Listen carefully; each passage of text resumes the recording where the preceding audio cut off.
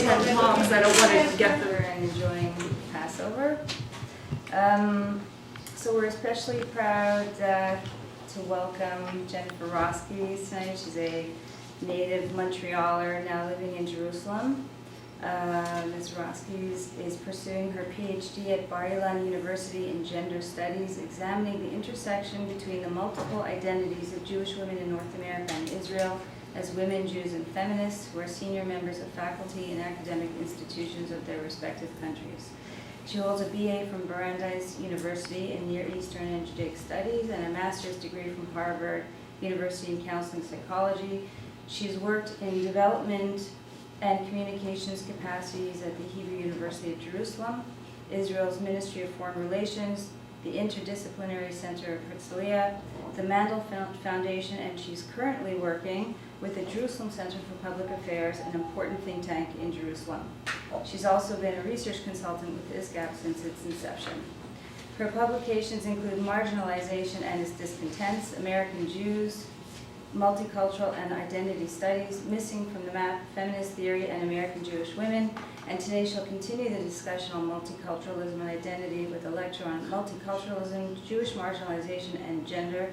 It's a very great pleasure to welcome Jennifer Roskies.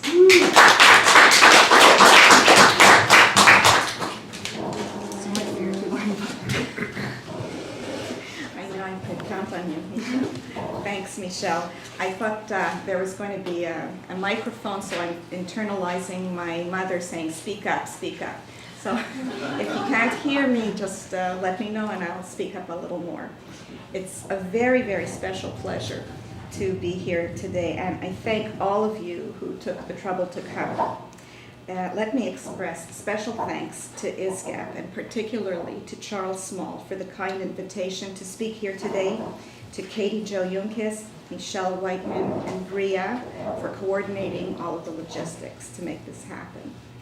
It's also very significant to me to be speaking about the topic of multiculturalism here in Canada, where multiculturalism as an ideal and a national policy first took root in ways that have had admirable results, certainly in their initial incarnation, in ways that could and have served as models for the rest of the Western world.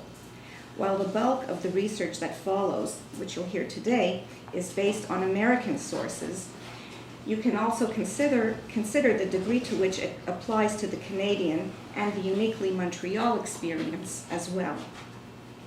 This talk opens with a look at a curious area of omission in the drive to understand Jewish identity, namely its exclusively inward-looking focus of looking at Jews, with next to no literature that explores Jewish characteristics in the context of Jewish impact on American society at large. We'll then look at a mirror image of this omission that exists in scholarship on multicultural identity, summarized in historian David A. Hollinger's observation, quote, "The key point about multiculturalism is that there has been almost no place in it for Jews." We will also see that this omission certainly pertains to Jewish women when it comes to research in feminist identity studies. Part 2 of this talk puts forward where this research reticence may have originated, going back to American academia in the decades following World War II, when today's senior scholars were embarking upon their academic careers. We will also note an intriguing parallel development of how American Jews in both academic and public life generated the very language that helped present Jews to America, enabling greater entrance and acceptance. Yet the omission of Jews, women and men, from American multicultural studies research leaves a gap in our understanding of American modernity, as well as in a fuller understanding of American and North American Jewry. Can everybody hear? Okay. When it's good for the Jews, it's bad for Judaism. This saying encapsulates the notion that the unprecedented freedom which served Jewish immigrants to America and their descendants so well has come at a price. We all know of the data that point to trends in American Jewry that suggest population decline. These findings have prompted numerous responses, including a concerted drive to research the state of Jewish identity. The driving motivation behind much of this research is a concern with Jewish survival in the face of not anti-Semitism or persecution, but the welcoming environment of American pluralistic society. The overall objective of these studies, whether stated or implicit, is the search of prescriptions to secure American Jewry's future. Recent decades have also seen a surge of academic inquiry in the fields of identity and multicultural theory, which have become among the most extensively studied constructs in the social sciences and historical research. Multicultural research examines issues related to identity in a range of forms: individual identity, collective identity, multiple identities, cultural identity, ethnic, gender, occupational, national, narrative, social, and more. So, considering the imperative nature of research on Jewish identity, the goal of bolstering the future of American Jewry, one might think that scholars' examination of this topic would leave no stone unturned. Yet, despite volumes of valuable research which has looked at emerging indicators of Jewish behaviors, attitudes, and affiliations, while weighing what they may portend for American Jewry's numbers and resilience, there are certain areas of omission, due to which we lack a cohesive overall picture. One of these blind spots concerns much of Jewish identity's studies' overwhelmingly inward orientation, as I mentioned in the introduction, overlooking what Deborah Kaufman referred to as the subjective byproduct of social location. Namely, we lack research on the context of Jewish identity within the American non-Jewish mainstream. To David A. Hollinger, this inward view typifies what he termed a communalist perspective, meaning what he called an emphasis on the history of communal Jewry, including the organizations and institutions that proclaim Jewishness, and the activities of individuals who identify themselves as Jewish and or are so identified by non-Jews, with the implication that it somehow matters. This, as opposed to the dispersionist approach Hollinger advocated in order to rectify the disparity and to understand what he saw as the demographic overrepresentations of Jews in the American worlds of finance, film, science, psychoanalysis, philanthropy, entertainment, political radicalism, modernist movements, the arts, and other domains of modernity. He explained, by dispersionist, I refer to a more expanded compass that takes fuller account of the lives in any and all domains of persons with an ancestry in the Jewish diaspora, regardless of their degree of involvement with communal Jewry, and no matter what their extent of declared or described Jewishness. The skills promoted by the conditions of the European diaspora surely help explain many kinds of Jewish success. A large swath of American popular and professional discourse was led by people who carried Jewish cultural baggage with them in their creative careers, whether or not they identified themselves as Jews. This broadened framework of study, he claims, is in the interest of understanding both the overrepresentation and underrepresentation of different descent groups, an approach also adopted by Yuri Slezkin, for example, who in his book, The Jewish Century, put forward the case that skills honed by centuries of life in the European diaspora paved the way for unprecedented Jewish impact over the course of the 20th century in America and elsewhere. The dispersionist perspective that Hollinger advocated rejects the more common course we might recognize as avoidance, due to a perception that direct examination would invite anti-Semitic inferences. But rather than opening the door to theories of Jewish domination or Jewish genius, Hollinger says, the grounds for this reticence diminish, if not disappear, if these statistics can be explained by taking full account of the conditions under which the various descent groups have been shaped. avoiding the forthright historical and social scientific study of the question, perpetuates the mystification of Jewish history and subtly refuels the idea that the answer is really biological, and will serve to reinforce invidious distinctions between descent groups.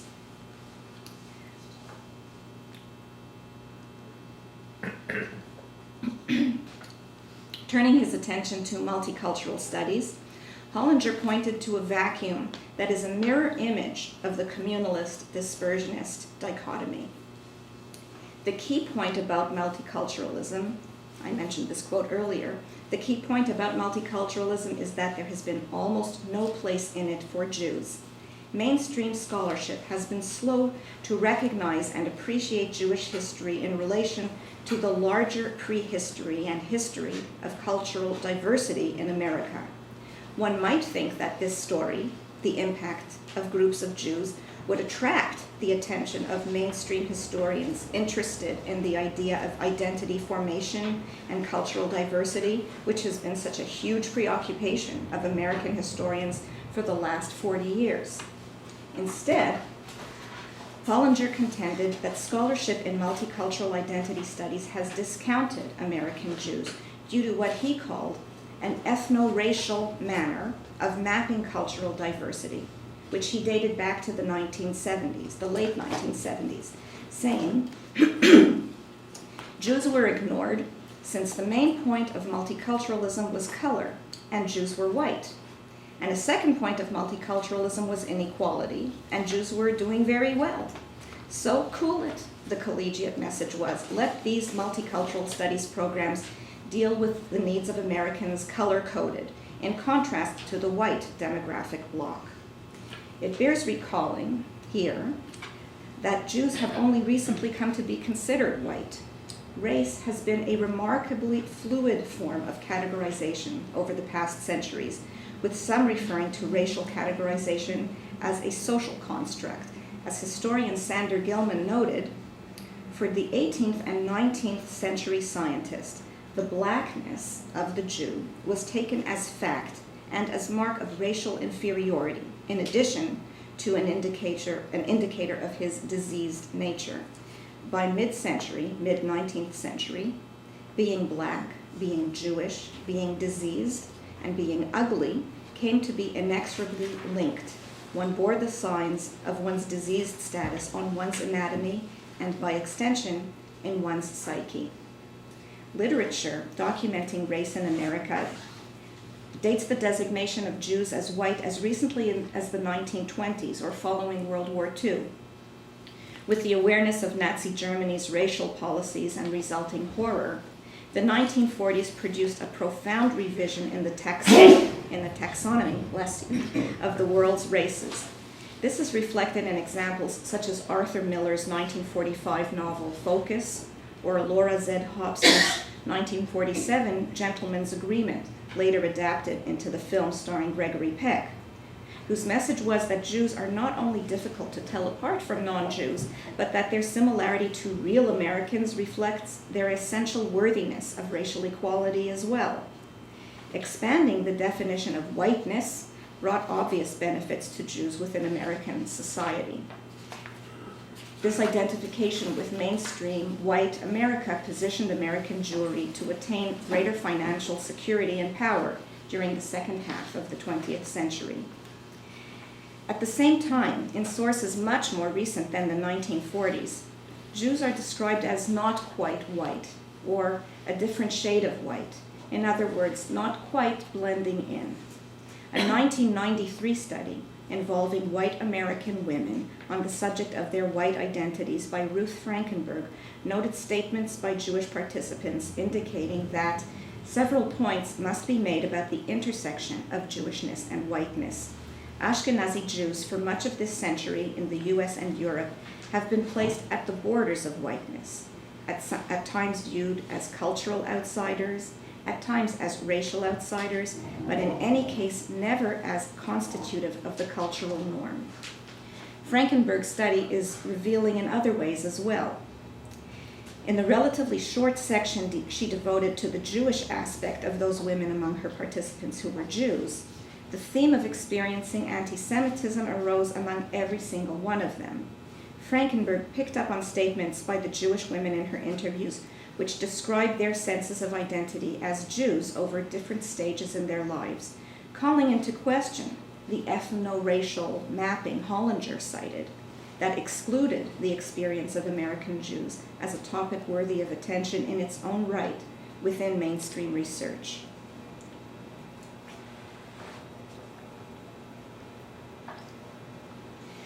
When it comes to Jewish women, consistent with Hollinger's observations, the intersection of their identities goes unnoticed within the general field of identity studies. When it comes to research examining gender identity, feminist, and multicultural identity, Jewish women are practically absent as case studies. Such multiple exclusions, as Sarah R. Horowitz termed them, stand in marked contrast to the considerable literature in Black feminist theory and that of other racial and ethnic groups. The omission of Jewish women from general multicultural research appears particularly curious in light of Jewish women's contributions to the feminist movement in the United States, both as activists and as leading theorists. Hollinger, in fact, cited the feminist movement as a prime example of the lacunae he observed in multicultural research. Despite the overrepresentation of Jewish women among the ranks of its leaders by how many thousand percentage points, he noted, our scholarly and popular histories take virtually no notice of this astronomically huge demographic fact. Research asking, in what sense is women's liberation a Jewish story, Hollinger claimed, likening it to the way scholarship has explored the role of Protestantism in the abolitionist and civil rights movements, would help streamline American Jewish history's integration into mainstream American history. Among rare examples of academic studies to examine the interface of identities for Jews within their non-Jewish social location is Joyce Antler's documentation of radical feminism and Jewish women, illustrating a redeeming approach. Revealingly, the movement leaders she interviewed had disregarded the possible association between being Jewish at the time of their activism during the 1960s and 70s, at the height of second wave feminism. Only much more recently, and in retrospect, had they begun to assert its relevance. Dina Pinsky added dimension to this chapter of history in her 2010 study interviewing 30 Jews, most of them women, on the subject of their Jewish identities and their involvement as activists in the women's movement during the same period.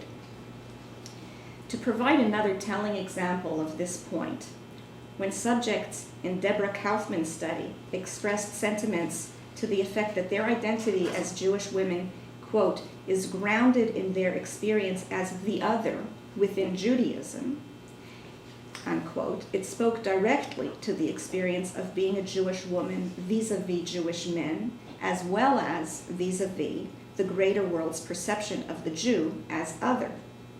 These four studies, Frankenberg's, Antler's, Pinsky's, and Kaufman's, provide isolated examples of how much more may be gleaned in a more thorough probing of the intersection of Jewish women's identities. Their observations call attention to the material yet to be mined by studying the interface of Jewish identities within American society in multicultural identity literature. Now I'm coming to the second part, which I call Jews in American Academia, a Tacit Footprint. If the rarity of research on Jewish women within mainstream multicultural research on the American feminist movement appears paradoxical, American Jewish scholars' failure to get Jews on the standardized multicultural map of the United States, despite the heavy demographic overrepresentation of Jews in the cultural industries, including academia, is all the more paradoxical. The reason for this block may stem in part from what Alan M. Kraut recalled as the chilling effect of an American academia in the post-war period as still rife with anti-Semitism. In the aftermath of the war, he writes, unabashed Jew haters in the academy needed to keep more of a lid on their attitudes when speaking publicly. However, graduate students with professional aspirations still often hesitated to select a dissertation topic that identified them as Jewish. Wise doctoral mentors took care to counsel against a topic that typecast the young aspiring academic as too Jewish. Even those committed to writing history sans Jews had an uphill battle. Jews specializing in American history had a particularly difficult time getting jobs, observed historian Edward Shapiro. Historians were reluctant to entrust the teaching of the nation's sacred history to such outsiders. Examples of this aversion were given voice in my own dissertation research when American Jewish women, all senior members of faculty in the humanities or social sciences, described the process of choosing their field of academic research. Many upheld this unwritten rule, spurning Jewish themes as a given, some stating pointedly that choosing such a focus would have been akin to opting for separatism, as opposed to the career they sought in the mainstream. As a professor of American Studies at Stanford University recalled her decision to me to forego a dissertation topic related to Yiddish, if you viewed yourself as someone who wanted to live and work in an integrated environment, it really was not a very viable option. But taking that intellectual drive and channeling it into the secular arena and excelling in the bastions of American learning, that was something we Jewish graduate students in the Ivy League could handle.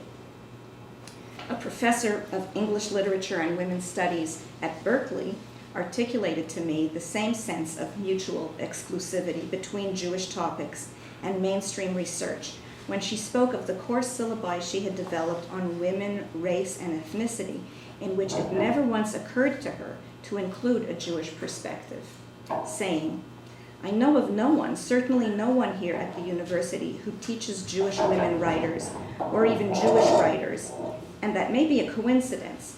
It may also have to do with a concern about ghettoization. I'm not sure I would want to identify myself or be identified as someone circumscribed by a Jewish identification." Now we come to the intriguing parallel development. In contrast to the above trend of demarcation between mainstream academia and Jewish topics, Lila Corwin Berman, in her 2009 book, Speaking of Jews, traced a very different development over the same general period, a phenomenon which functioned indirectly and almost surely inadvertently in countering marginalization. During the second half of the 20th century, Jews in academia, along with Jewish leaders, rabbis, and intellectuals, quote, sought to generate a public language of presenting Jews to the United States as a means of navigating relationships with non-Jews within an open yet non-Jewish society.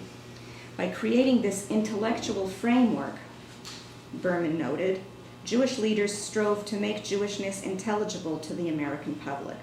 When properly conceived, she noted, a public language of Jewishness, instead of marking Jews as outside or peripheral to American life, enabled Jewish leaders to define Jews as indispensable to the United States.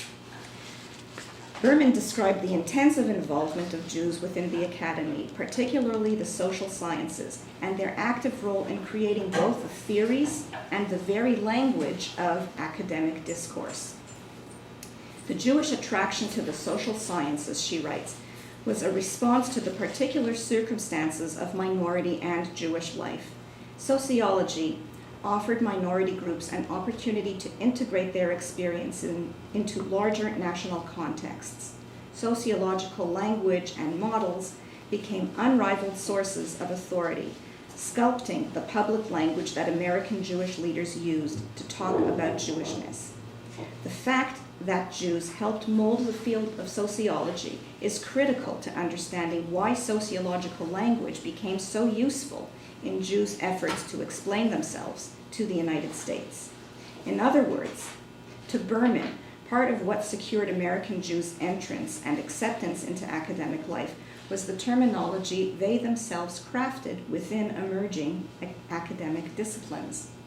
Still, countering these gains are the gaps to which Hollinger pointed, for when it came to American Jewry as the subject, of academic research, the communalist emphasis on the one hand, and the marginalization of Jews from mainstream topics on the other, allowed the narratives of Jewish history and American Jewish history to remain mutually exclusive. Yet what of the parallel effect he described, that large swath of American popular and professional discourse led by people of Jewish ancestry or people who carried Jewish cultural baggage with them in their creative careers? How may this influence have disseminated into the American public sphere at large? An excerpt from the interview with the Stanford professor, quoted above, provides an example of how her contributions to academic discourse may have incorporated elements of her Jewish identity as she construed it. Describing her current academic venture, an international journal, she wondered, "The journal has been a really fruitful area that I've gone into. Do I find this congenial because being Jewish makes me somehow more cosmopolitan focused or something?" She surmised, "I can't really say that I've had a sustained commitment to Jewish topics or Jewish intellectual concerns in my work, but in a sense, I like to feel that by doing the kind of scholarship that I do, and by being both kind of bold and careful and trying to move things in fresh directions, I'm somehow carrying on in Jewish intellectual traditions, even though it's in the secular realm. I'd like to think that." So we see that the mid-20th century pressures to which Kraut referred, where wise doctoral mentors curtailed their Jewish protégés' academic areas of focus to exclude Jewish topics, imposed a doctrine of mutual exclusivity.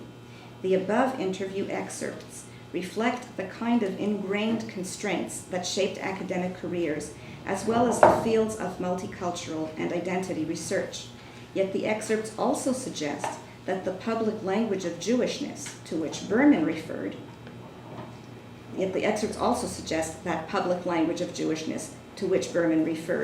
expressing that their secular areas of research may carry on Jewish intellectual traditions, indicates the degree to which Jewish academics' work may implicitly carry blueprints rooted in the Jewish experience, elements traceable within their scholarship, and ultimately into the public sphere beyond.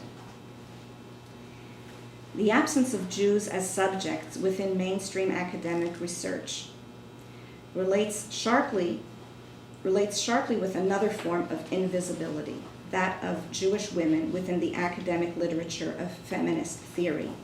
As we saw, the marginalization of Jews stemmed from a barely concealed, often baldly anti-Semitic aversion communicated to researchers setting out on their academic careers. A concurrent development we saw was American Jews' leading contribution to social science theory and terminology, molding the very field, in Berman's words, and thus enabling them to define Jews as indispensable to the United States. Perhaps ironically, the very fact of being defined into the mainstream, coupled with the prescribed color-coded cultural typologies which Hollinger described, may have swayed American Jewish feminists from developing distinct theoretical models and epistemological standpoints akin to Black feminists. Any perceived inclinations to do so were, pardon the pun, whitewashed. Yet the absent feminist Jewish standpoint has signaled an element of homelessness, both theoretically and in actual reality. The late Paula Hyman observed that unarticulated and unnamed perspectives result in social, psychological, and spiritual malaise, as well as in vulnerability. I will borrow the feminist literary scholar Elaine Showalter's image from her landmark essay, Feminist Criticism in the Wilderness. Without a theoretical basis, Jewish women have remained, in her terms, an empirical orphan in the theoretical storm, rendering Jewish women's sense of belonging within the mainstream of the movement as ticklish, if not tenuous. In truth, the experience of feeling like a cultural outsider or other noted in Frankenberg's and Kaufman's studies, is far from uncommon. Jewish targeted enmity often takes the form of anti-Zionism and hostility to Israel, the interconnected nature of these two bigotries demonstrated by Ed Kaplan and Charles Small. In certain circles, in the academic world and beyond, the option of being a feminist and a supporter of Israel is rendered mutually incompatible, a contradiction in terms. Bereft of theoretical belonging or anchor, not even loyal, committed, and radical feminists are exempt from bias, anti-Semitic innuendo, and slurs. To conclude, as we've seen, the ethno-racial mapping described by Holliger, which defined American Jewry as part of the white mainstream culture, complemented the Jewish reticence he cited, the reticence to call attention to their own overrepresentation in so many facets of American life. The effective omission of Jews from multicultural and identity research as case studies in their own right leaves a gap in our understanding of American modernity.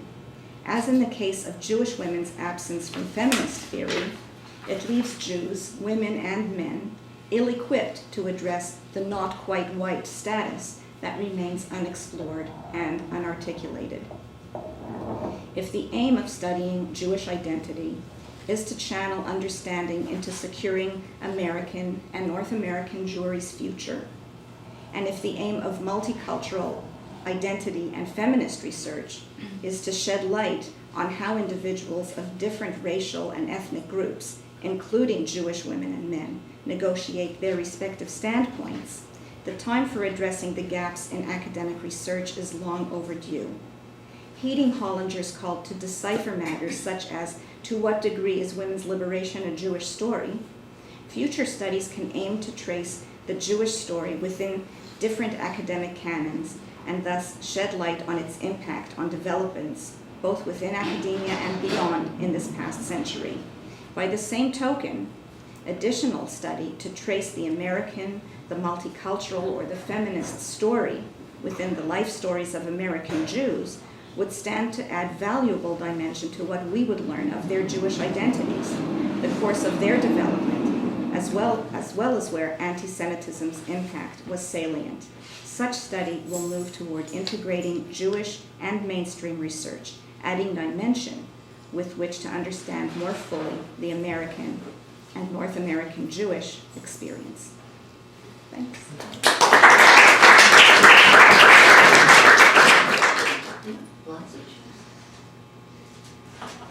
There's a term, visible minorities. I can think of many. Mobility challenged, hearing challenged, visually challenged, skin colors. You have Asian, African, Hispanics. There are many. So I thought, who are the non-visible minorities? And I can think of only one. Jews are non-visible minorities. So therefore, talking about visible minorities, which is everybody, is specifically excluding Jews from it. It's an anti-Semitic term to start with. Interesting point. Interesting point. Claire. You mentioned Ashkenazim in your study. I'm wondering if you're dealing with Spartan as well, in the study that you're dealing with women. My own study looked exclusively at senior academic Jewish women who were born between 1935 and 1955, and in both Israel and America. There are many Sephardic women now in the academia, but not at that age group. Not that I found in the. For the next dissertation of the younger block, they'll show up. Shoes first. Mm-hmm. Bria. Yeah. I'm wondering where you think these studies should be conducted, because at McGill we have a Jewish Studies department, which probably would be interested in all of these issues and topics. I'm wondering if your critique is that it's not in like the gender studies program or in if they're multicultural studies. Right. say That's not everywhere, fair. anywhere and everywhere, but there's so many, there's so many areas of focus one could choose. There's lots of room for exploration. But it seems like those questions about Jewish identity are being investigated in the Jewish Studies department. Yes, yeah. Right? It's not being There's- marginalized, excluded. There's room to study that. Oh, I see what you mean. Yeah. I agree. There's tremendous and very valuable research that's been conducted and is currently been conducted on Jewish identity. What I found is that almost every single study is that inward-looking kind. How does, what's one's Jewish practice? What is one's Jewish level of observance or education or social affiliation, and not that much vis-a-vis the non-Jewish world, in the context of the non-Jewish world, and that's as opposed to black feminist theory, to use one example, where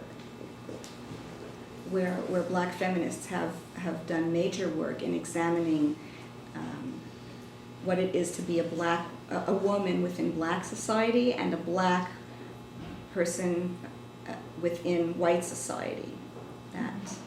That white hegemony, white male hegemony, and how they feel disadvantaged from numerous ends, and that double helix of discrimination that Bell Hooks talked about.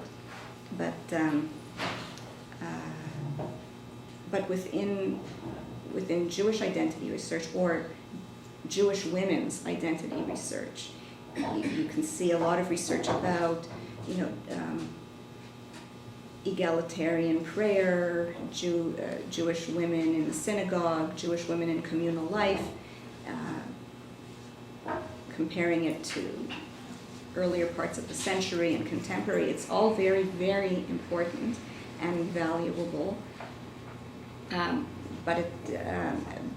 But there's perhaps in the past year or so there have been a few more studies that have emerged, but not that many that I had seen at the point that I was developing this.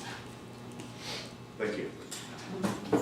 Yes. When you say Jewish women and Jewish feminists, is there a difference, or is it? Yes. Yes. So when do you use one and not the other, or does it make a difference, or like, because I'm not following. In this paper, Yeah. I guess when I used the term Jewish feminists, I was referring to the women who were actively involved in the women's movement, in the feminist movement, women's liberation movement, either as activists or as theorists. And the list is Jews played a major role as theorists from Betty Friedan and onward. And the challenge for today? What do you mean? What challenge is there for today for the feminists, Jewish feminists? It depends whom you ask. If that woman is speaking about her challenges within Jewish life, within the synagogue, or family roles, or so on, or in rabbinical law, there's certainly challenges to Jewish women, or if they're talking about the challenges to women in general mainstream society. Question, I'm wondering if we find this issue also in other religions, like religious domains, like for Muslim women in academia, and if there's some parallel to be made between these two. Because if you look at it from a religious perspective, but I think with Judaism, always it's that there's so many different facets of it. There's the race, there's the religion. Yeah. I'm not able to answer with respect to different descent groups of women in academia, but I know there are huge bodies, considerable bodies of literature. In addition to Black feminist literature, there's Hispanic feminist literature, there's Indian feminist literature, Pakistani.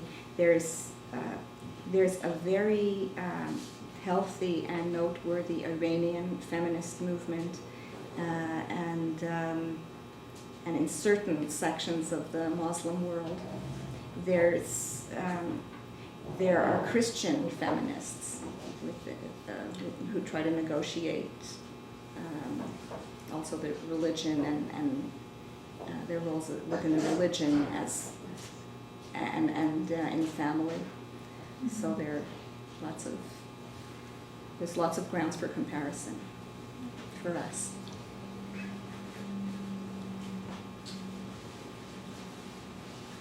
Have you looked at feminism in Israel? And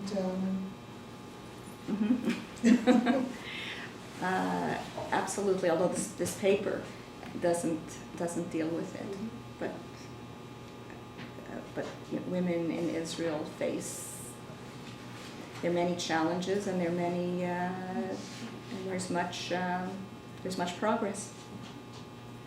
are you saying that Jewish women don't identify as Jewish women, they more identify as women, as part of a general category?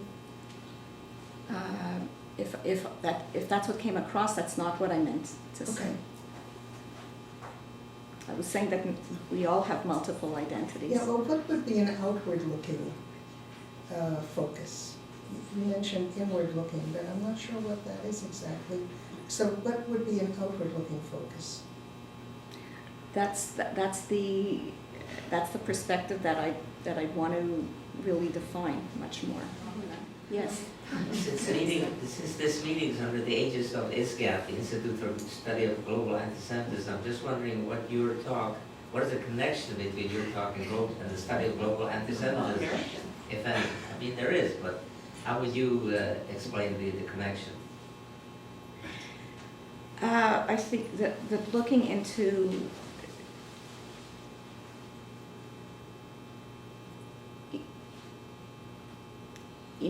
as I was mentioning, there's many different aspects of identity studies. It's individual and family and occupational and ethnic and gender and all sorts. There's another aspect called negative identity studies, and that's where a certain group internalizes the negative stereotypes about them made by people who are racist, and anti-Semitism is a form of racism. So I'm posing the question, and maybe we'll close with this.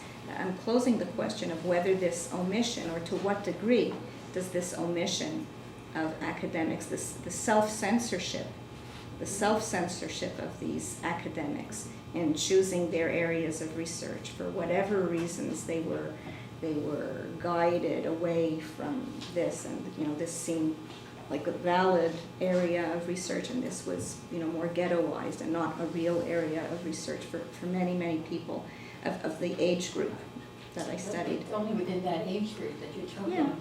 Yeah, and to what degree might this have been an aspect of negative identity? And other questions remain today.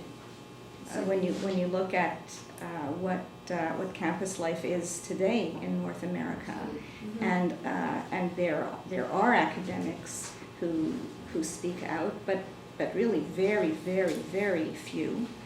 What are their reasons and their motivations for their silence or their rationalization of what's going on, and to what degree have they internalized or have been intimidated from speaking out? in a nutshell. Will you study that issue? I hope to. Okay. It's like the internalization of that dual identity, of the libel, dual loyalty. As an example. Yeah. Yeah. Okay. Well, thank you very much. Very, very interesting.